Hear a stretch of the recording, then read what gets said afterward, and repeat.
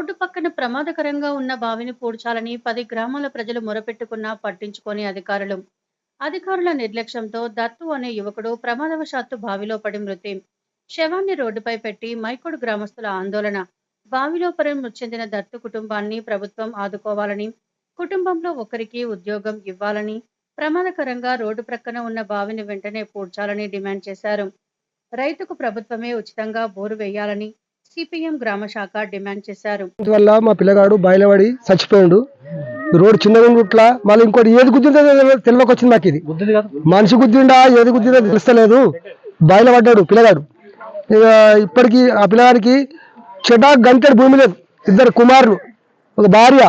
Road అనాథలు అయిపోయారు వాళ్ళు. వాళ్ళకు గవర్నమెంట్ ఏదైనా ఆర్థిక సాయం 10 లక్షలు ఎక్స్గ్రేషియా చెల్లించాలని మా గ్రామం తరపున డిమాండ్ చేస్తూ ఉన్నాం. ఇంకొకటి సార్, నేను ఇంకొకటి ఖచ్చితంగా చెప్తున్నా, ఒక 50 సార్లు నేను ఈ రోడ్డు గురించి చెప్పిన మందికి. గవర్నమెంట్ మీద ఎన్నోసార్లు ఎంఆర్ఓ కానీ ఎంపీడీఓ కానీ అందరికీ చెప్పినాం, సార్ మా రోడ్ ఖరాబ్ ఉంది, మాకు చాలా ఇబ్బంది అవుతుంది. మా ఒకటే గ్రామం కాదు, 20 గ్రామాలకు ఇబ్బంది అవుతుంది. ఇది పంటల ఎడుకాటకు రోడ్డు అని మస్తు విన్నవించుకొని చెప్పినాం మేము. వాళ్ళు స్పందించలేదు. ఇదివరకు 30 సంవత్సరాల నుంచి 30 సంవత్సరాలు రోడ్ వేసి విజయపారెడ్డి ఎమ్మెల్యే ఉన్నప్పుడు రోడ్ వేసిండు. మరి ఇదివరకు మరమ్మతులు లేవు. మొన్న సిమెంట్ రోడ్ వేసారు, అది వలిగిపోయాయి.